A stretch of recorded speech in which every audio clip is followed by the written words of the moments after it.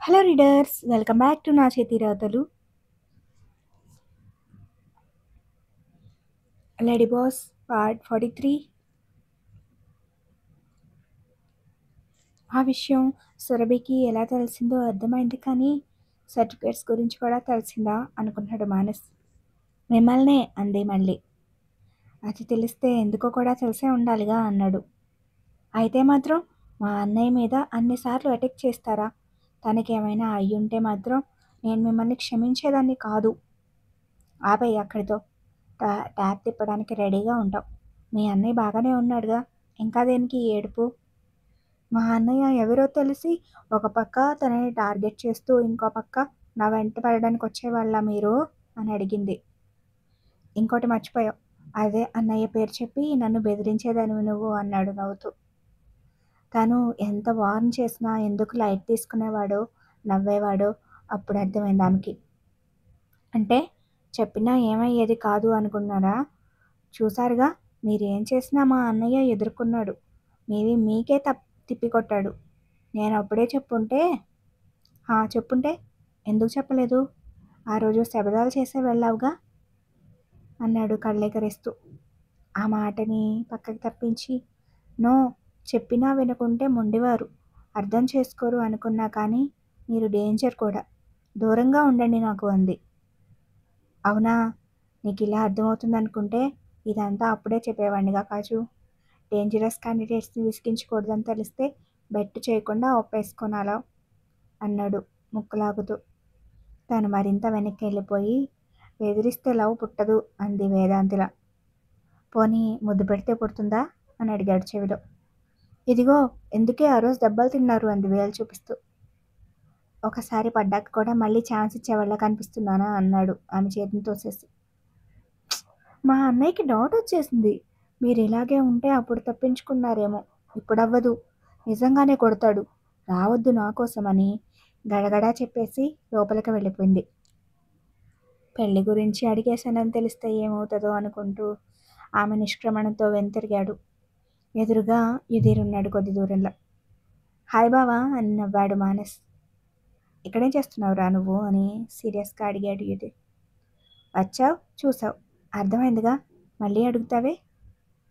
Drop చేస్తాను అంటే కంగారు పడడం, దానికి మీ అక్క వంట పడడం. మొదటిసారి నేను సీరియస్ తీసుకుని ఉండాల్సిందిరా, లేట్ చేశా. నో బావా, అప్పుడొచ్చినా లేటే అయ్యిండేది, అప్పటికే ఎక్కేసా నేను మీ చెల్లి మైండ్లోకి. తను నీకు నో చెప్పిందిరా, అది లవ్ చేయకుండా పెళ్ళేలా చేసుకుంటా? సింపుల్ బావా, నువ్వు అక్క కలిసి తనతోనే అరేంజ్ మ్యారేజ్ చేయండి అన్నాడు. మీ అక్కను చూసి రెచ్చిపోతున్నా, టీనేజ్ కుర్రాడిలా ఇలా కాలేజ్ బయట పడిగాపులు కాస్తూ నా చెల్లిని ఇబ్బంది పెడితే బామర్దివని కూడా చూడను. తను ఉందని కాదు కానీ నాకు ఈ ధైర్యం అనే ఎలిమెంట్ వచ్చిందే మా అక్క నుంచి చూస్తూ పెరిగా. సో ఇప్పుడు కొత్తగా వచ్చిందేం లేదు. బట్ నీలాంటి వాడి చెల్లిని పడేయాలంటే అది చాలా అవసరమని అర్థమయ్యాక కూడా వెన్నుదన్నులు ఎలా వేస్తా బావా? మీ చెల్లి కూడా బయటపడట్లేదు అంతే. తను నీకు ఓకే చెప్పినా సరే దూరంగా ఉండు పెళ్ళయ్యే వరకు. కష్టం బావా, ప్రేమించి పెళ్లి చేసుకున్న నీకు నా కష్టాల లిస్ట్ ఆల్రెడీ తెలిసే ఉంటుంది కాబట్టి ఇలా చెప్పడం నాట్ ఫెయిర్. ఏడ్సావులే, ఇంకోసారి ఇలాంటి వేషాలు వేస్తూ కనిపించావంటే ఏం చేయాలో నేను చెప్తా. అత్తయ్య మావయ్యతో మాట్లాడి మా పెళ్లి ఫిక్స్ చేయి. రేయ్, ముందే చెప్తున్నా, సురభి ఓకే అంటేనే మీ పెళ్లి జరిగేది. తను ఏ కారణంగా నిన్ను చేసుకోనని చెప్పినా బస్ అక్కడితో ఆగిపోవాలి నువ్వు అని చాలా సీరియస్గా చెప్పాడు యుధీర్. మానస్ మాట్లాడలేదు. ఆఫీస్కి వెళ్ళు, లేట్ అవుతుందని బైక్ వైపు నడిచాడు యుధీర్. తన మీద సురభి ఫీలింగ్స్ని ఎలా ఓపెన్ చేయాలని ఆలోచిస్తూ మానస్ కూడా కారెక్కాడు. మానస్ వెళ్ళిపోయిన తర్వాత ఇంట్లో ఏం తోచలేదు విద్యకి. బయటికి వెళ్దాం అనుకుంటూ ఉండగా హరి కాల్ చేశాడు. హాయ్ అన్నయ్య, ఎలా ఉంది అక్కడ, అత్తయ్య ఏమైనా అంటుందా అని అడిగాడు. లేదు, ఇన్ఫ్యాక్ట్ ఇంతకు ముందు కన్నా బాగా చూసుకుంటుంది, ఎందుకో మరి అని ఆలోచిస్తూ చెప్పింది. కారణం తెలిసినా హరి చెప్పలేదు. నీకు ఇష్టమైన విద్య ఈ పెళ్ళి అని అడిగాడు. అదేంటన్నయ్య ఇప్పుడు అడుగుతున్నావు, మొన్న నువ్వేగా చెప్పావు బావతో చేస్తారని. అది డాడీ చెప్పాడు, నీ డెసిషన్ ఏంటో చెప్పు అన్నాడు. నాకు ఇష్టమే అంది సిగ్గుపడుతూ. బావకిష్టం లేకపోతే ఏం చేస్తావు? బాధపడతావా? సడన్గా ఎలా అడుగుతున్నావేంటన్నయ్య? బావకిష్టం లేదా? లేకుండా అత్తయ్య డాడీ ఎలా డిసైడ్ అవుతారు? బావ కూడా నాతో బాగానే మాట్లాడుతున్నాడు అన్నయ్య. అయోమయంగా చెప్పింది కానీ అలా ఎందుకు అడిగాడు అని. అది పెద్దవాళ్ళు అనుకున్నదే విద్య. బావ సంగతి నాకు తెలీదు. నువ్వు హోప్స్ పెట్టుకుని తర్వాత అనుకున్నట్టు జరగకపోతే బాధపడతావని ముందే హెచ్చరిస్తున్నా. మరి మొన్న ఎందుకు చెప్పలేదు ఇదంతా? డాడీ చెప్పమన్నాడు. అత్తయ్య అనుకున్నా కానీ ఒప్పించేశాడు.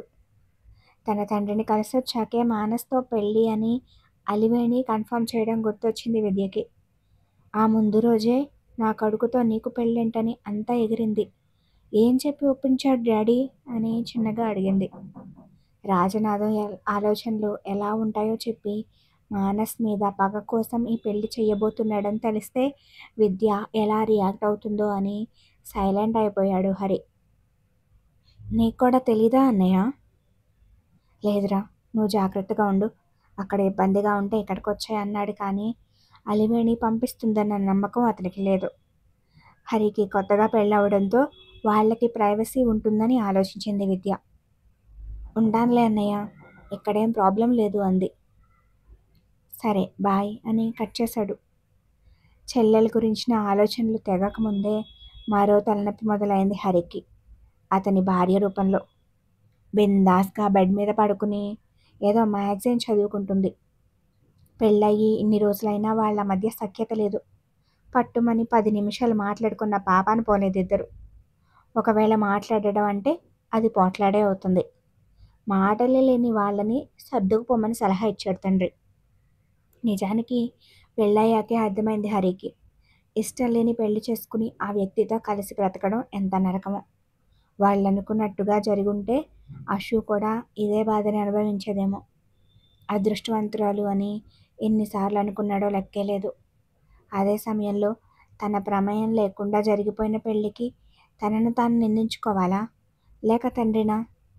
లేక అశు యుధీర్లని బాధ్యుల్ని చేయాలా? తన ఈ పరిస్థితికి ఎవరి మీద కోపం చూపించాలో తెలియని వెర్రి కోపం వచ్చేస్తుంది. ఏది ఏమైనా తండ్రి మాటలు వినకుండా ఉండుంటే ఇప్పుడు మాత్రం ఇలా ఉండేవాడు కాదని బలంగా అనిపించసాగింది. కానీ ఏం చేయగలడు అంతా అయిపోయాక? అందుకే తన చెల్లికి మాత్రం అలా జరగకూడదని నిశ్చయించుకున్నాడు. స్కానింగ్ చేయించుకోవడానికి హాస్పిటల్కి వెళ్ళాలని షర్ట్ తీస్తుంటే అతను కష్టంగా వేసుకుంటుంటే ఐమూలగా చూస్తూ నేను మా పుట్టింటికి వెళ్ళాలి అంది అతని భార్య. అయితే అన్నాడు తనకెందుకు చెప్తుందో అర్థం కాక. విసురుగా బెడ్ మీద నుంచి లేస్తూ అయితేనా? అయితే ఏంటి అయితే అంది. దేనికిప్పుడు అని అడిగాడు. నా పుట్టింటికి నేను వెళ్ళడానికి కూడా కారణాలు కావాలా? కళ్ళు బాగానే కనిపిస్తాయిగా నీకు. నేను ఎలా రాగలను ఇలా ఉండి అన్నాడు హరి. రోజు బయటికి ఎలా పోతున్నావో అలానే. మా ఇంటికి అనేసరికి కట్లు కదలలేను అని గుర్తొచ్చిందా అంది. ఆ వెటకారానికి మండి నీలాంటి దాన్ని కూర్చోబెట్టి మేపాల్సిన కర్మ పడితే ఆ మొగుడికి ఒంటికి కట్లున్నా కళ్ళు కాకు ఎత్తుకుపోయినా కష్టపడాల్సిందే అన్నాడు. అబ్బో కష్టం. ఆ బుద్ధేదో ముందేడిస్తే కనీసం హాస్పిటల్ బిల్లులైనా మిగిలేవి. నాకు చెప్తున్నాడు అంది మూతి తిప్పుతూ. ఏయ్, బుద్ధి గిద్ది అన్నావంటే బాగోదు. అయినా నాకేంటే? లేదు నిజమే. మరి నీదేమైంది? నాతో పాటు ఇరుక్కున్నావు. అందుకే నన్ను నేను తిట్టుకొని రోజులేదు. వచ్చి ఇక్కడ పడ్డాను. మంచిది, జీవితాంతం తిట్టుకో, నా బదులు కూడా. నీ నుంచి ఇంతకన్నా ఎక్కువ ఎక్స్పెక్ట్ చేస్తే నాకే బుర్రలేనట్టు. ఇంతకీ వస్తావా రావా? నేనెందుకు అన్నాడు. నా బొంద చేయడానికి సిగ్గులేదా అలా అడగడానికి? ప్రేమించి పెళ్లి చేసుకున్నా అని ఊరంతా టముకు వేసిన ఎవడు పెళ్ళాన్ని ఒక్కదాన్నే పుట్టింటికి పంపడు అంది కోపంగా. ఆమె కోపమే అతనికి విసుగు తెప్పించేది. మెల్లగా చెప్పడమే రాదని చిరాకొచ్చేస్తుంది. రాను నేను, వెళ్తే వెళ్ళు లేకపోతే మానే, నాకేం నష్టం లేదనేసి వెళ్ళిపోయాడు గుంటుకుంటూ. చీనారాత. అవునులే, ఈయనకేం నష్టం? ఏడ్చేది నేను కదా. అక్కడికి ఏదో అంతా నేనే చేసినట్టు తన జీవితమే నాశనమైనట్టు ఫీల్ అయిపోతాడు. నాది కూడా అదే పరిస్థితి కదా. నేను ఇంకా ఈ పెళ్ళికి ఇంట్లో సమాధానం కూడా చెప్పుకోవాల్సి వచ్చింది. ఈయన ఏమైనా వచ్చి చెప్పాడా? అదేం పట్టదు. మాట్లాడితే చాలు మొహం ఇలా పెట్టుకుంటాడు. ఎలా ఉండాలనుకున్నానో లైఫ్ అసలు. వీడికి పెళ్ళాన్ని చేశాడు ఆ దేవుడు. బాబు మాట విని వీడు, వీడి మాట విని నేను, ఇద్దరం నట్టేట మునిగిపోయాం. అంతేనా? ఎంతమంది నోట్లో నానాం. ఆ రోజు ఒక్కసారి వెనక్కొస్తే బాగుండు. చచ్చినా అటువైపు చూడకపోదును అనుకుంటూ యథావిధిగా తన నోటికి పని చెప్పింది చైత్ర.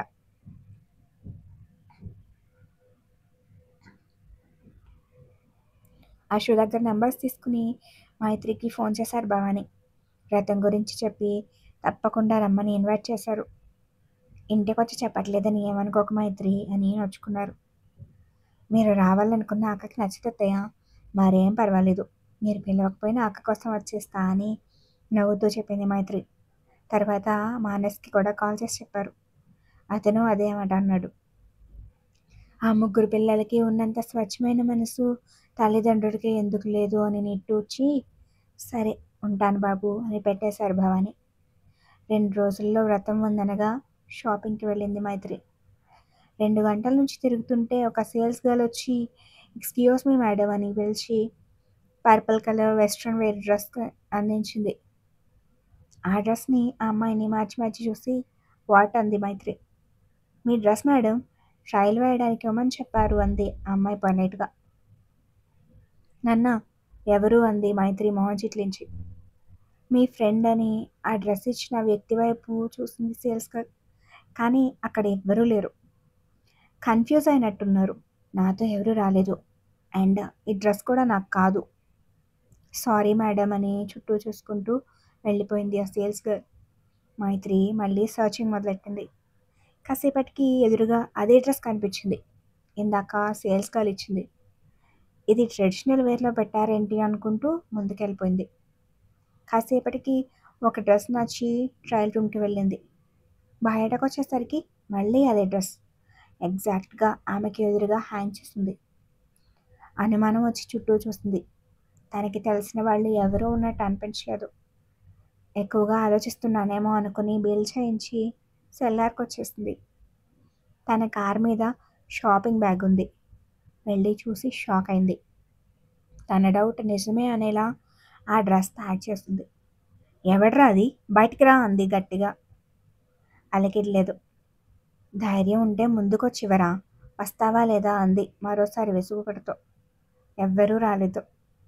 పిరికి వెధవా అని తిట్టుకుంటూ ఆ బ్యాగ్ అక్కడే పడేసి వెళ్ళిపోయింది. అప్పుడొచ్చాడు అతను బయటికి. ఆ బ్యాగ్ చేతిలోకి తీసుకుని నవ్వుకున్నాడు. అనుకోకుండా మాల్లో మైత్రి కనిపించేసరికి తను ఎక్కువగా వెస్ట్రన్ వేస్తుందని నచ్చింది తీసుకుని ముందు పెట్టాడు. ముందుకెళ్తే అప్పుడు ఒళ్ళు కాల్చినట్టు ఇప్పుడు ఏ మూతో విరగొడుతుందని దాక్కున్నాడు ఎమ్మెల్యే చిదంబరం గారి సుపుత్రుడు చేతన్.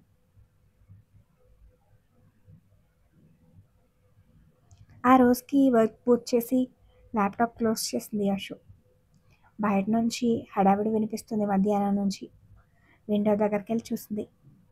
ఇంటి వెనుకున్న ఖాళీ స్థలంలో టెంట్ వేశారు. రేపటికి వంట చేయడానికి కావాల్సిన సామాగ్రి చేస్తున్నారు. యోధుడు కూడా అక్కడే ఉన్నాడు. నీ పని అయిపోయిందా అశు అంటూ వచ్చారు భవాని. హా అత్తయ్య అంది.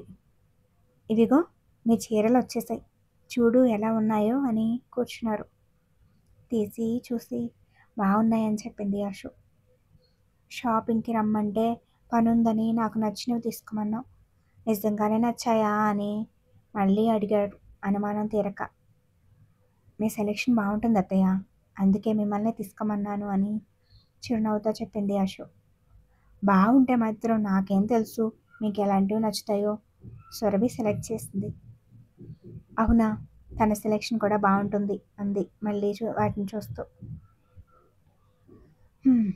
అశు, పెళ్ళికి ముందు నీకు చీరలు అలవాట్లేదు కదా, ప్యాంటు షర్ట్ వేసుకునేదానివి. ఇప్పుడేమో చీరలే కడుతున్నావు. నీకు ఇబ్బంది ఉంటే ఇప్పుడు వాడేలాంటివే వేసుకో. నాకు మీ మావయ్య చెప్పారు ఆఫీస్లో అలాగే ఉండాలని, కాబట్టి ఆయన కూడా ఏమీ అనరు. మేమేమైనా అనుకుంటామని ఆలోచించకు అన్నారు. అదేమీ స్కూల్ యూనిఫామ్లా కంపల్సరీ కాదత్తయ్య, బట్ మావయ్య అన్నట్టు అలాంటివి వేసుకుంటే ప్రొఫెషనల్ లుక్ ఉంటుందని ప్రిఫర్ చేస్తారు. నాకు శారీస్ అలవాటు లేకపోయినా కంఫర్ట్గానే ఉన్నాయి. ఇట్స్ ఓకే అంది. సరే, నీ ఇష్టం. రేపు తొందరగా లేవాలి. అలాగే ఈ పూట కొంచెం ఎక్కువ తిను. రేపు వ్రతం అయ్యేసరికి భోజనాల వేళ అవుతుంది. అప్పటిదాకా ఖాళీ కడుపుతోనే ఉండాలి. సరే అని తలూపింది. చేతులు పన్ను ఉంటే బాగుంటుంది. గోరింటాకు పెట్టుకుంటావా అని అడిగారు. తనకి వర్క్ ఉండొచ్చేమో అని. సరే అత్తయ్య, పెట్టండి అంది నవ్వుతూ. ఏం చెప్పినా కాదందని అనుకుంటూ సురభికి చెప్తాను పెట్టించుకో అని ఎవరో పిలుస్తుంటే వెళ్ళిపోయారు భవాని.